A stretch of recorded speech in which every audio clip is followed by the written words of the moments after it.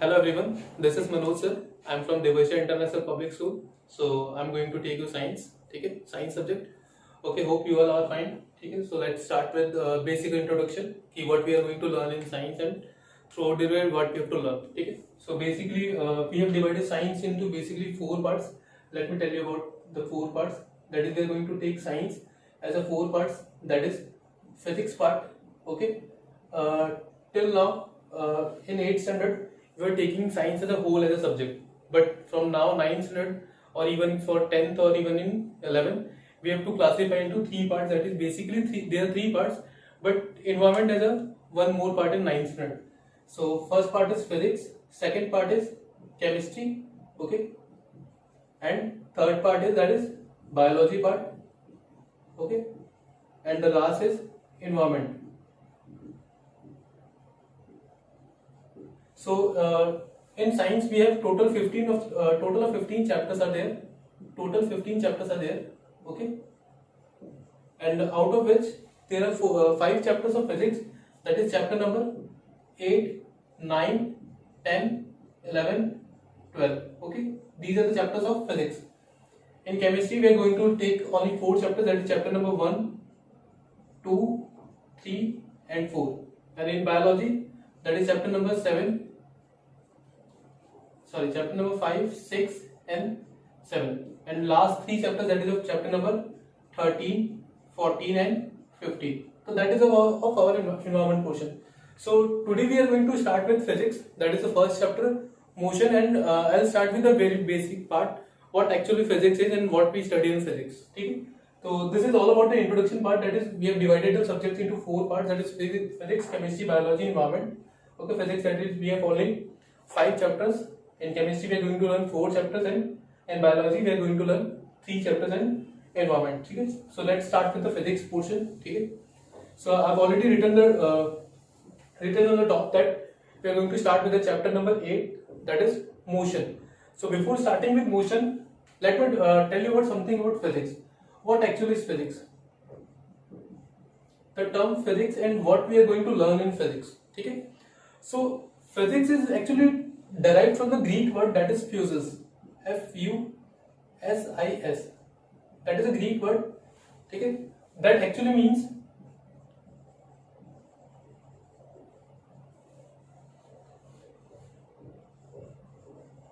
derived from the Greek word. Okay? And it means nature. ठीक है, generally इसका मतलब होता है नेचर. तो physics is nothing but it is all about the study of the natural phenomena. ठीक है, तो हम लोग बोल सकते हैं कि it is the branch of science, it is the branch of science that deals with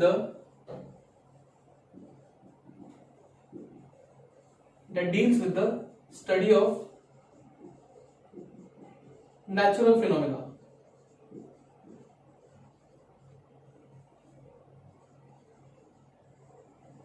ठीक है, तो हम बोल सकते हैं कि physics is generally derived from the word that is a Greek word fuses, that means nature. So in short we हम बोल सकते हैं कि it is the branch of science that deals with the study of natural phenomena. अब आपके mind में question रहेगा कि सर किस टाइप के नेचुरल फिनोमेना.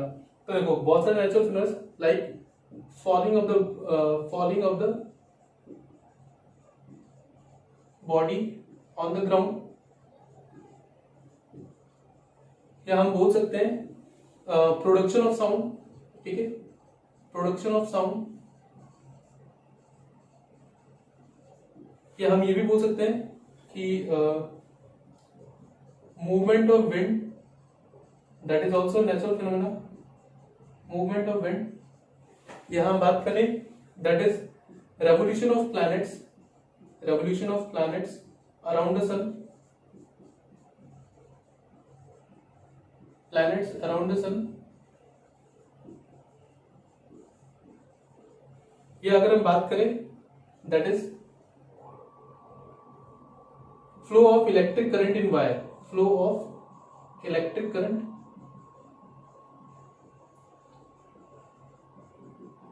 in wire. तो these are the some natural phenomena that we are going to study.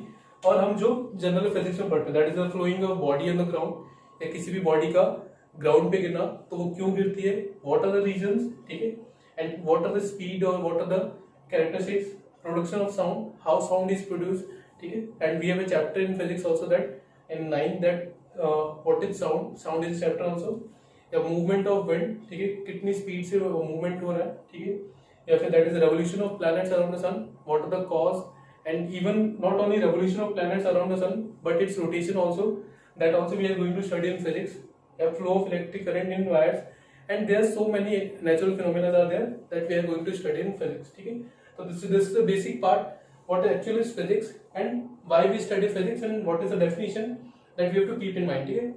That is not going to ask in exam, but we have to keep in mind a basic introduction part, ठीक है.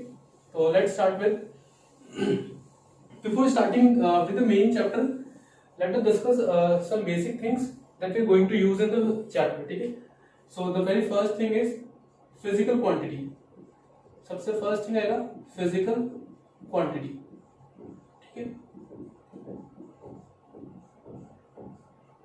ठीक है. The very first question is that is physical quantity, ठीक है. अब what is physical quantity, ठीक है.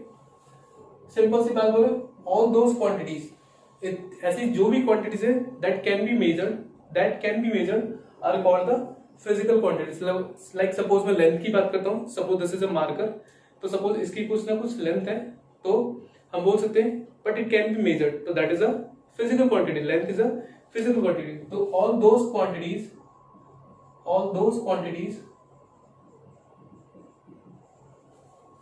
That can be measured are called physical quantities, ठीक, are called physical quantities, ठीक है. तो सिंपल सा डेफिनेशन, ऐसी जो भी क्वांटिटीज जिनको हम मेजर कर सकते हैं that can be measured are called the physical quantities. जैसे एग्जांपल में बोलूं लेंथ, ठीक है, length we can measure mass, distance, time, force, pressure, ये सब क्या है दैट वी कैन मेजर.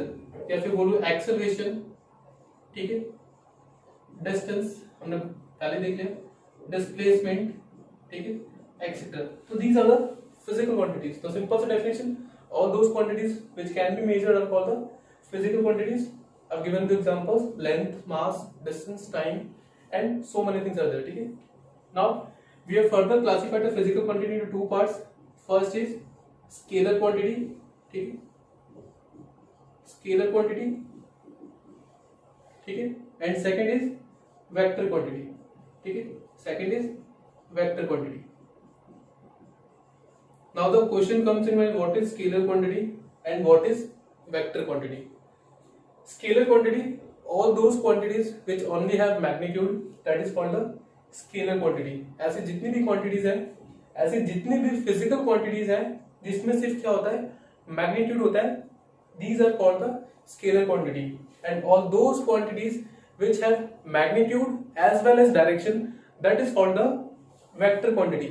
तो याद क्या रखना है, scalar quantities are those quantities which have only magnitude, and vector quantities are those quantities which have magnitude as well as direction. तो सिंपल सा डेफिनेशन लिख देता हूं,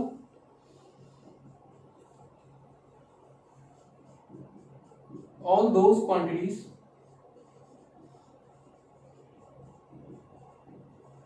कौन सी physical, all those physical quantities which have magnitude only, ठीक है. जैसे example, आपको सपोज मैं आपको एग्जांपल देता हूँ स्केलर क्वांटिटी के. सपोज मैंने बोला कि मास, ठीक है, अब किसी ऑब्जेक्ट का कोई मास होगा. सपोज मैंने बोला कि मेरा मास अगर सपोज 50 kg है, तो क्या इसमें डायरेक्शन है, नहीं, उसमें कोई भी डायरेक्शन नहीं है, बस एक मैग्नीट्यूड है 50 कि मेरा मास 50 किलोग्राम है, 50 is the magnitude but there is no direction, तो mass is a scalar quantity. अगर हम सपोज टाइम की बात करें, तो टाइम, क्या टाइम की कोई डायरेक्शन होती है, नहीं, टाइम की कोई भी डायरेक्शन नहीं होती। Time is a scalar quantity. अगर मैं बोलता हूँ सपोज डिस्टेंस, ठीक है, डिस्टेंस, ठीक है, सपोज मैंने बोला कि अगर मैं मॉर्निंग वॉक करके आया and suppose I told you that I walk 2 kilometre, but यहाँ पे मैं कोई डायरेक्शन नहीं बता रहा, 2 किलोमीटर से मुझे कोई डायरेक्शन का पता नहीं चल रहा, तो that is a only magnitude, that is a have a 2 kilometer distance I have traveled, so that is a only magnitude is there, so magnitude is 2, ठीक है, and kilometer is a unit, ठीक है, that we are measuring, ठीक है।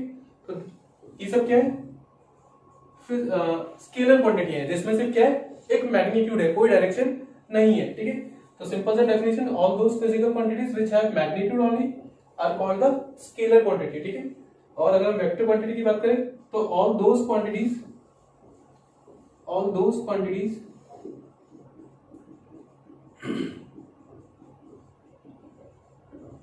which have magnitude, इसमें magnitude भी होता है और साथ में क्या होता है, डायरेक्शन भी होता है, which have magnitude as well as direction, ठीक है।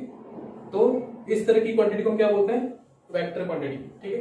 वेक्टर क्वांटिटी में जो suppose I am giving you example, that is force, ठीक है, या मैं बोलूं डिस्प्लेसमेंट, ठीक है, या हम सपोज बोले दैट इज एक्सेलरेशन, तो these are having magnitude as well as direction. Suppose मैं आपको एग्जांपल देता हूं फोर्स का, ठीक है, यहाँ पे हम लिखते हैं एक्सेट्रा, क्योंकि और भी बहुत सारी physical quantities there are vector, ठीक है। सपोज मैं बोलता हूँ कि मैंने फोर्स अप्लाई किया, ठीक है, अगर सपोज मैंने किसी ऑब्जेक्ट पे, suppose this is the object and I am applying the force, ठीक है, तो this force is applying in which direction, that is in south direction or downward direction, so I'm just mentioning the direction also कि I'm applying the force in downward direction, तो and कितना force apply कर रहा हूँ, that is suppose I've given कि I'm applying 5 Newton of force, ठीक है, 5 Newton is the magnitude and direction of the force is downward, तो two things are there, that is magnitude is also and direction also, magnitude is 5 Newton and direction is downward, तो magnitude as well as direction, तो all those physical quantities which have magnitude as well as direction, that is called the vector quantity। तो physical quantity समझ में आया, and physical quantity को हमने दो part में डिवाइड किया, that is scalar quantity and vector quantity, ठीक है। physical quantity क्या होती है, all those quantities that can be measured, ठीक है, are called physical quantities, example length, mass, time, distance, force, pressure। Daily life में ऐसी बहुत सारी फिजिकल क्वांटिटीज है, ठीक है। Now two parts are there, scalar quantity and vector quantity. All those physical quantities which have magnitude only are called scalar, and which have magnitude as well as direction, that is called the vector। तो have given the examples, so let us study further, ठीक है। थोड़ा सा आगे देखते हैं हम, ये कहीं ना कहीं इस चैप्टर में हम लोग को यूज करना पड़ेगा, जैसे scalar quantity and vector quantity जब टर्म आएगा, तो इसलिए मैं आपको ये बता रहा हूँ, क्योंकि वैसे इस चैप्टर का ये पार्ट नहीं, बट हमको इससे ये ध्यान रखना पड़ेगा, ठीक है। Now let us learn unit, ठीक है। अब यूनिट क्या होता है, ठीक है। अगर हम यूनिट की बात करें तो हम बोल सकते हैं it is a reference standard, ठीक है, it is a reference standard in terms of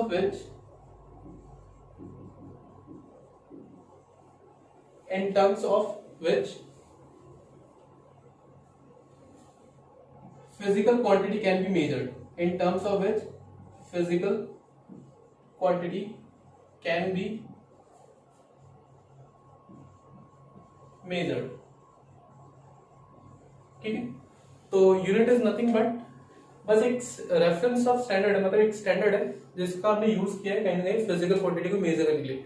suppose मैं बोलता हूँ कि यहाँ पे एक रॉड है, ठीक है, तो अभी मैंने सपोज बोला अब मुझे इसको मेजर करना है, तो हमने टर्म यूज किया that is metre, either we use metre, तो दैट इज द यूनिट और that is the reference we are using to measure the length of the rod. तो सपोज इसकी लेंथ की रॉड कितनी है 5 मीटर, तो that metre is called the unit. ठीक है। तो बेसिकली हम लोग जनरली अगर हम आगे देखेंगे जब 11th स्टैंडर्ड में जाएंगे तो वहाँ पे देखेंगे हम basically there 3 types of unit, 3 standards होते हैं, 3 सिस्टम ऑफ यूनिट्स होते हैं।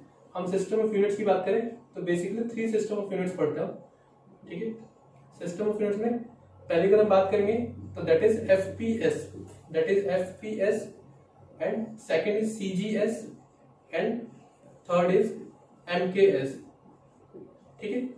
अब एफपीएस का मतलब कहते हैं F for foot, P for pound, ठीक है, और S फॉर सेकंड, ठीक है।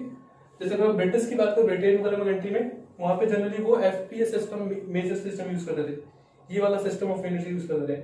जनरली वो डिस्टेंस मेजर करने के लिए या लेंथ को मेजर करने के लिए they are using foot, weight को मेजर करने के लिए they were using that is for measuring length and that is for measuring mass and that is for measuring time, ठीक है। तो they were using the FPS system, foot, pound and second।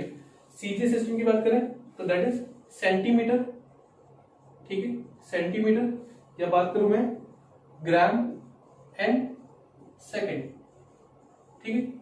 और अगर MKS की बात करें तो MKS मतलब मीटर, किलोग्राम एंड सेकंड, ठीक है। तो basically there are 3 system of units, FPS, CGS, MKS. That is FPS in Britain earlier it was used, that is FPS, that is, and still also they are using FPS system of unit, that is foot, pound and second। Foot is measured that is measured for length and mass is measured in pound and time is measured in second। So second is common in all the system of units।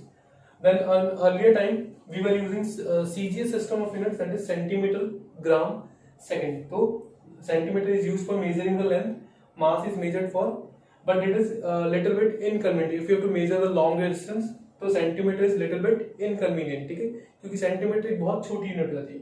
in MKS metre, kilogram, second. But अब क्या हुआ कि if nowadays countries are trading, ठीक है, so because of different system of units sometimes there will be a difficulty, so they have decided to make a single system of unit, so they have decided to make a SI unit, ठीक है। So उन्होंने decide कर दिया कि they will make SI system, SI system that is a single system, that is international system of units, ठीक है, international system of units, ठीक है। तो that is common in all over the world, मतलब all over the world for trading and for everything they are using SI system of units, and SI system unit is nothing but that is MKS, ठीक है। मतलब हर country में आपको ये मिलेगा, मतलब आपको, ठीक है। मतलब अगर कोई भी एक्सपोर्ट करना है, इंपोर्ट करना है, तो जो भी हमको डायमेंशंस देने हैं किसी भी ऑब्जेक्ट का, तो that we will give in MKS। मतलब for length we will use metre, for mass we will use kilogram and for time we are going to use second, ठीक है। तो we have to that is the SI system of units, ठीक है। तो हमको basically ये दो चीजें ध्यान रखनी है, first is unit and second is physical quantity, ठीक है। तो लेट्स स्टार्ट। अब हम now coming to the chapter, ठीक है, what basically we are going to learn in this chapter, ठीक है। तो let's start with the chapter, ठीक है। I hope you are getting everything,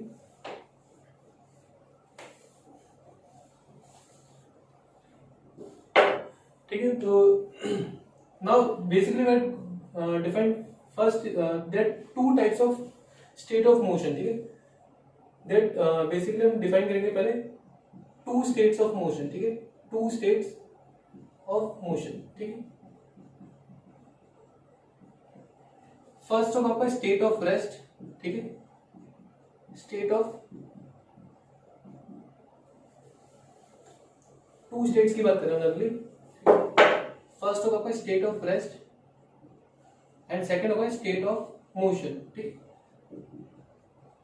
हमारे आसपास जनरली हम देखते हैं दो ही चीज पॉसिबल है, या तो कोई ऑब्जेक्ट रेस्ट पे होगा, रेस्ट मतलब कि वो स्टैटिक है, like suppose I M static position, now I am moving, तो देयर आर टू थिंग्स, या तो कोई भी ऑब्जेक्ट है, कोई भी बॉडी है, either it will be in rest और it will be in motion.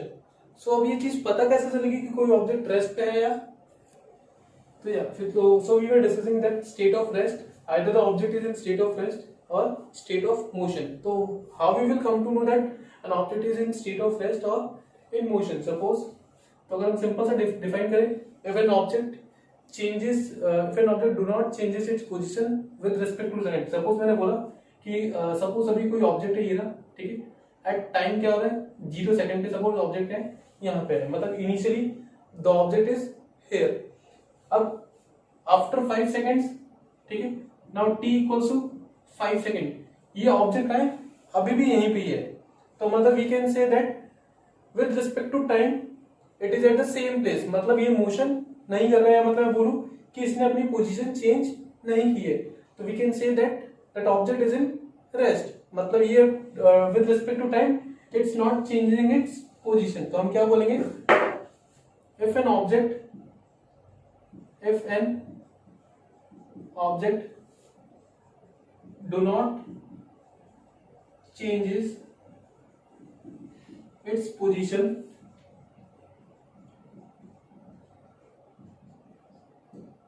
with respect to time, time के रेफरेंस में हम बात करें, with respect to time, then it is in state of rest. ठीक है, हम क्या बोल सकते हैं कि वो ऑब्जेक्ट है रेस्ट पे है. ठीक है, now the second term, that second point is that is state of motion. ठीक है, now what is state of motion? Suppose मैंने बोला, सेम एग्जांपल, सपोज मैंने बोला कि अभी at t equals to 0 second पे ये ऑब्जेक्ट यहाँ पे है, that is the object is at initially at point A. ठीक है, और at t equals to 5 second, time 5 second हो चुके हैं और ऑब्जेक्ट कहाँ पे आ गए, यहाँ पे आ गया है, मतलब इसने अपनी पोजीशन क्या कर ली, चेंज कर ली, मतलब ऑब्जेक्ट यहाँ से मूव करके अपनी पोजीशन चेंज करके यहाँ पे आ गया, मतलब वी कैन से दैट कि the object is changing its position with respect to time, क्योंकि t इक्वल्स टू 0 सेकंड पे ये ऑब्जेक्ट यहाँ पे था, now at t equals to 5 second पे ऑब्जेक्ट कहाँ पे आ गए, यहाँ पे, तो we can say that object is in motion. तो हम क्या बोलेंगे, व्हेन एन ऑब्जेक्ट बोले हम बोल सकते हैं बॉडी. ठीक है, व्हेन एन ऑब्जेक्ट और body is, when an object और body changes its position with respect to time, then we can say that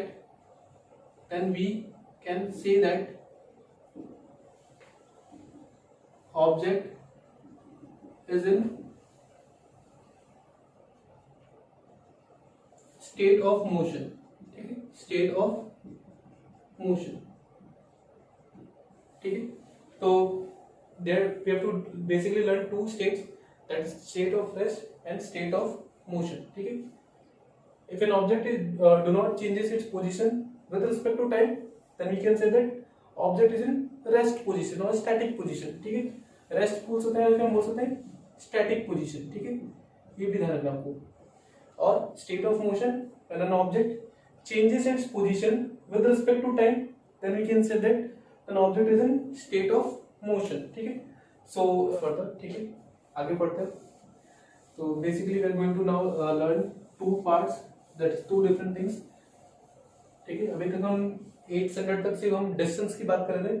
Now we are going to learn two different things, that is distance and displacement. ठीक है, first thing we are going to learn, that is distance and displacement. ठीक है, first we have to know what is distance, ठीक है, and what is displacement. Then we will see the difference between distance and displacement. For learning this, we have to keep in mind all the things that we have started in the video. That is basically the two types of quantities we have learned, that is scalar and vector, that we are going to use here. ठीक है, तो वो ध्यान रखना आपको. ठीक है, so अगर हम डिस्टेंस की बात करें, सपोज मैं कोई एग्जांपल से स्टार्ट करूँ. सपोज मैंने बोला कि this is point A and this is point B.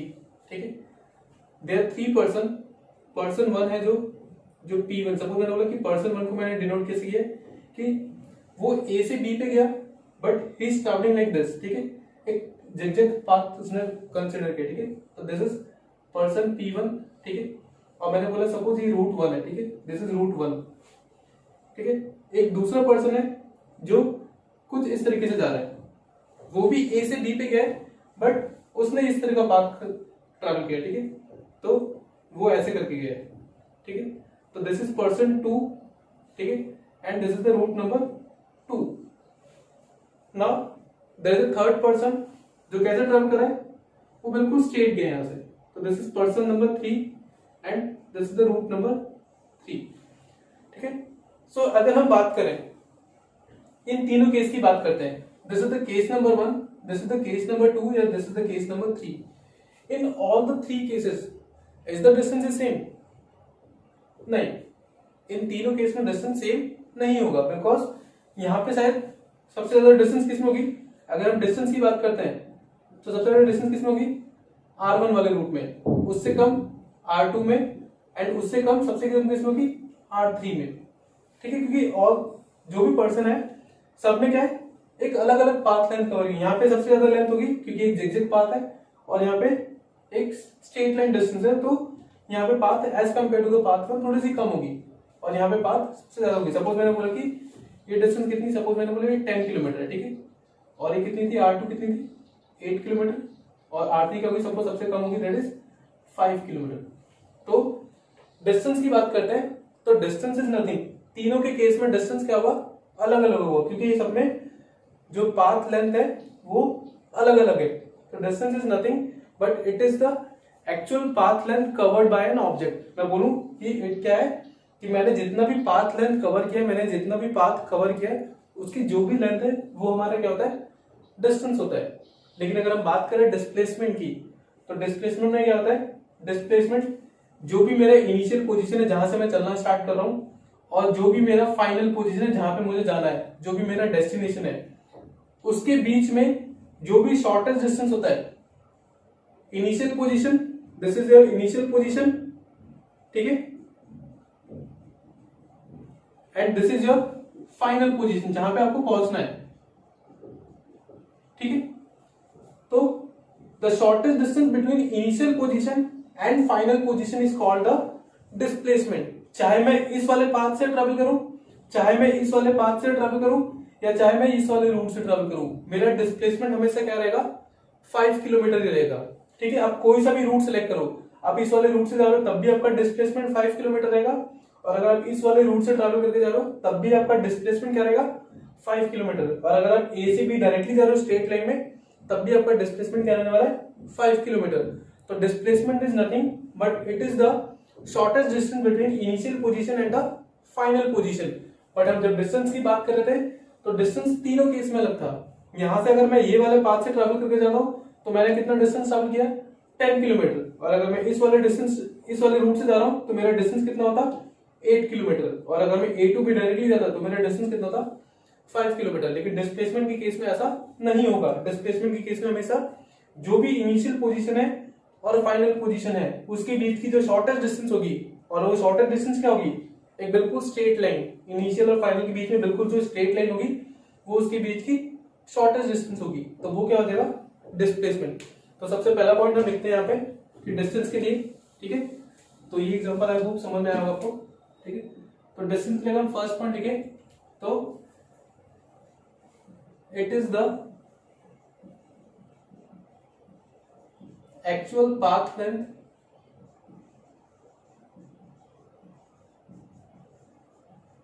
covered by an object, ठीक है। डिस्टेंस की डेफिनेशन बोलूं तो डिस्टेंस क्या होता है, it is nothing but the actual path length covered by an object, कि ऑब्जेक्ट ने एक्चुअल में क्या पाथ लेंथ कवर किए, दैट इज द डिस्टेंस। लेकिन अगर मैं डिस्प्लेसमेंट की बात करूं तो it is the shortest distance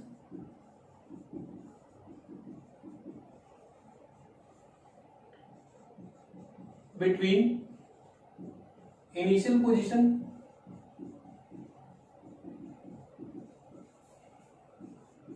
and final position, ठीक है। तो अभी जैसा हमने देखा इट इज नथिंग बट जो भी आपका इनिशियल पोजीशन है और जो भी आपका फाइनल पोजीशन है उसके बीच की एक shortage that is the straight line is called the displacement, ठीक है। अगर हम डिस्टेंस की बात करते हैं तो इट इज, अगर हम बात करें डिस्टेंस की एसआई यूनिट, ठीक है, अगर हम इसकी एसआई यूनिट की बात करें तो जनरली हम डिस्टेंस किस में मेजर करेंगे, इसकी जो एसआई यूनिट होती है दैट इज मीटर, ठीक है, और मीटर को हमेशा स्मॉल एम से रिप्रेजेंट करोगे, ठीक है, that is SI unit is metre. अगर इसके लिए हम सेकंड पॉइंट देंगे तो एसआई यूनिट इज, ये भी एक तरह का डिस्टेंस ही है बट यहाँ पे थोड़ा सा डिफरेंस है, ठीक है, तो that is also based in metre, ठीक है, तो स्मॉल r, ठीक है। अगर हम बात करें डिस्टेंस तो distance is a scalar quantity, ठीक है, ये बहुत इंपॉर्टेंट पॉइंट जो आपको ध्यान रखना है, distance is a scalar quantity and displacement is a vector quantity, displacement is a vector quantity, ठीक है। स्केलर क्वांटिटी मतलब कि डिस्टेंस के पास सिर्फ मैग्नीट्यूड होता है, दैट इज ओनली मैग्नीट्यूड, ठीक है। अभी मैं आपको ये एक्सप्लेन कर दूंगा, और यहाँ पे मैग्नीट्यूड भी होता है प्लस डायरेक्शन भी होता है, ये भी मैं आपको नेक्स्ट एग्जांपल से आपको अच्छे से एक्सप्लेन कर दूंगा, ठीक है। हमने देखा 3 points, distance is nothing, it is the actual length, path length covered, ठीक है, and displacement is the shortest distance between initial and final position. ऐसा यूनिट मतलब डिस्टेंस हम जनरली किसी में करेंगे मीटर में, एंड डिस्प्लेसमेंट की ऐसा यूनिट की बात करें तो that is also is metre. Scalar quantity means distance is have only magnitude, suppose मैंने बोला, जैसे एग्जांपल देते हूं आपको, ठीक है। पहले एक और पॉइंट देख लेते हैं, डिस्टेंस इज ऑलवेज पॉजिटिव, ठीक है, डिस्टेंस आपकी हमेशा क्या होगी, पॉजिटिव और जीरो, ठीक है, डिस्टेंस कभी भी नेगेटिव नहीं होगी, ठीक है। लेकिन अगर हम बात करें तो डिस्प्लेसमेंट कैन बी पॉजिटिव, ठीक है, और नेगेटिव भी हो सकती है और जीरो भी हो सकती है, ठीक है, मैं आपको एक्सप्लेन करूंगा। और एक सबसे कॉमन इंपॉर्टेंट पॉइंट कि distance is always greater than equal to displacement, ठीक है, distance is always greater than equal to displacement. These are the 4 basic points that we have to keep in mind, that distance is a scalar quantity, SI unit is meter, it is always positive or it may be zero, and it is actual path length covered by an object, ठीक है। And similarly displacement, बस ये थोड़ा सा difference है, displacement is nothing but it is the shortest distance between initial position and final position, SI unit is meter, vector quantity, ठीक है। Displacement can be positive, negative or zero, and the most important point that is distance is always greater than or equal to displacement. Now I am going to explain this example, ठीक है, one example, ठीक है। तो अगर थोड़ी बहुत चीजें जो बस अभी भी क्लियर नहीं है तो वो आपकी क्लियर हो जाएगी, ठीक है। So let's take an example, ठीक है। Suppose I am taking example, suppose this is straight line road, ठीक है, मैंने बोला कि suppose this is a road, ठीक है, this is point A, this is point B, and this is point C, और सपोज मैंने बोल दिया कि मैंने यहाँ पे पॉइंट ले लिया D, this is the starting point, ठीक है, this is the start, okay, we have taken 4 points, ठीक है, this is the start A, B, C and D। मैंने बोला सपोज A से लेके B तक की जो डिस्टेंस है दैट इज 100 मीटर। मैंने बोला सपोज A टू B कितना है 100 मीटर, A टू B इज 100 metre and B to C इज 40 मीटर, ओके।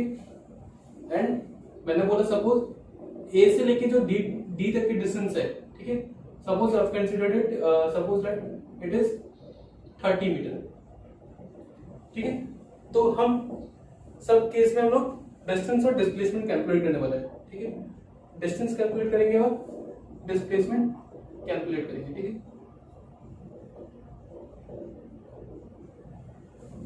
पहले हम A टू B के लिए करेंगे कि सपोज मैं A से B पे गया, then what is distance and what is displacement. फिर हम बात करेंगे कि पहले मैं ए से बी पे गया, देन बी से सी पे आया, ठीक है। ये मेरा फर्स्ट क्वेश्चन है, ये सेकंड क्वेश्चन है, ठीक है। थर्ड क्वेश्चन, सपोज मैं ए से बी पे गया, देन बी से सी पे, देन सी से वापस कहाँ पे आया मैं, ए पे, that is third question. Fourth question क्या है, ए से बी, बी से सी से डी, वापस again A and then B, ठीक है। तो this is the four question, we have to calculate distance and displacement in all the four cases, ठीक है। So what we have learn, distance. Suppose अगर हम ए से बी की बात करते हैं, तो दिस इज द, अभी हम सिर्फ ए टू बी की बात करें, ए पॉइंट ये रहा मेरा initial point and B point ये रहा मेरा फाइनल पॉइंट, ठीक है। मैं ए से बी जा रहा हूं, ठीक है। तो what is the distance travelled, that is 100 metre. तो डिस्टेंस मैंने कितना ट्रेवल किया, दैट इज 100 मीटर। डिस्प्लेसमेंट की बात करते हैं, this is the initial position and what is the final position, this is the final position. And displacement क्या होता है, इनिशियल एंड फाइनल पोजीशन के बीच में जो शॉर्टर डिस्टेंस होती है, and shorter distance is nothing but the straight line. और यहाँ पे भी क्या है, ये एक स्ट्रेट लाइन है, तो यहाँ पे डिस्प्लेसमेंट कितनी हो जाएगी, 100 मीटर, ठीक है। यहाँ पे डिस्प्लेसमेंट क्या हो जाएगी, 100 मीटर। मैंने आपको क्या बताया कि डिस्टेंस में किसी भी तरह की कोई डायरेक्शन नहीं होती, लेकिन डिस्प्लेसमेंट में क्या होता है, डायरेक्शन होती है। अगर सपोज मैंने बोला कि अगर मैं इस डायरेक्शन को क्या ले रहा हूँ, पॉजिटिव ले रहा हूँ, तो मेरे को ये डायरेक्शन क्या लेनी पड़ेगी, नेगेटिव, ठीक है। ये मेरी डायरेक्शन क्या हो जाएगी, नेगेटिव। आप लोग ऐसा भी कंसिडर कर सकते हो कि सपोज अगर आप इसको नेगेटिव ले लो तो आपकी ये डायरेक्शन क्या हो जाएगी, पॉजिटिव।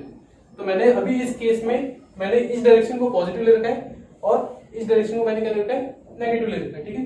तो अभी हम ये केस लेके चल रहे हैं, मतलब ये टेकिंग डायरेक्शन। तो यहाँ पे मेरा डिस्प्लेसमेंट क्या होगा, प्लस 100 मीटर, क्योंकि ये डायरेक्शन क्या है, पॉजिटिव, ठीक है। यहाँ पे मैंने मेंशन कर रखा है। तो I am taking this direction as positive and this direction as negative, ठीक है। अब बात करते हैं सेकंड पॉइंट की, A to B then B to C. पहले मैं डिस्टेंस की बात कर रहा हूं, पहले मैं ए से बी पे गया, देन बैक टू सी। तो पहले मैं जब ए से बी पे गया तो मैंने कितना डिस्टेंस शामिल किया, that is 100 metre. Now I am coming back to C, तो मैं बी से वापस सी पे भी आया, तो 100 मीटर प्लस 40 मीटर, ठीक है। तो 100 एंड प्लस 40, ठीक है, तो दैट इज 140 मीटर, ठीक है। तो यहाँ पे मेरा डिस्टेंस कितना ट्रेवल किया मैंने, 140 मीटर। लेकिन अगर हम डिस्प्लेसमेंट की बात करें, तो जब मैं ए से बी जा रहा हूं तो मेरी डायरेक्शन क्या है, ये वाली। तो पहले 100 मीटर, ठीक है। फिर जब मैं बी से सी आ रहा हूं तो मेरी डायरेक्शन चेंज होगी, दैट इज अब साइन क्या आएगा, माइनस साइन आएगा। तो माइनस का 40, तो कितना होगा, plus minus minus, that is 100 में से 40 गया 60, and sign will be of greater number, greater number is 100, तो यहाँ पे कितना आएगा, plus 60, and unit is metre. तो डिस्प्लेसमेंट इज 60 मीटर, ठीक है। Now A to B, B to C, then C to A. मतलब पहले मैं ए से बी गया, देन बी से सी, देन सी से वापस ए पे आया। मतलब मेरा इनिशियल पोजीशन भी ये है और मेरा फाइनल पोजीशन भी ये है। लेकिन अगर हम डिस्टेंस की बात करते हैं तो distance is nothing but the actual path length covered. तो मैंने कितना पाथ कवर किया, पहले जब मैं ए से बी गया तो मैंने 100 मीटर कवर किया, देन वापस बी टू सी आया 40, देन वापस सी टू ए आया, मतलब एक्स्ट्रा 60। मतलब एक तरह से देखा जाए तो ये मैंने वापस पूरा 100 मीटर कवर किया। तो मैंने कितना डिस्टेंस कवर कर लिया, दैट इज 200 मीटर। तो दैट इज माय डिस्टेंस। लेकिन अगर हम डिस्प्लेसमेंट की बात करें तो मैं ए टू बी गया हूं, देन वापस आई एम बैक टू ए। तो मेरा जाने का प्लस 100, ठीक है, ए से बी जाने का प्लस 100, देन बी टू ए वापस यहां पे आने का माइनस 100। तो प्लस माइनस माइनस और 100 में इसका 100 गया 0। तो दैट इज डिस्प्लेसमेंट इज 0। बात करते हैं किसकी, A to B, then B to C, C to D, and then वापस बैक टू डी। मतलब मेरा इनिशियल पोजीशन मैंने यहां से स्टार्ट किया है और मैं वापस कहां पे आया, यहां पे आया हूं मैं, ठीक है। तो देखो ए से बी में 100, ठीक है, देन बी से ए अगेन 100, एंड देन एक्स्ट्रा ये 30। तो 100 प्लस 100 और प्लस 30, दैट इज कितना डिस्टेंस हम किया मैंने, 230 मीटर, ठीक है। तो ये मेरा टोटल पाथ लेंथ कवर्ड हो गया। एंड अब डिस्प्लेसमेंट की बात करते हैं।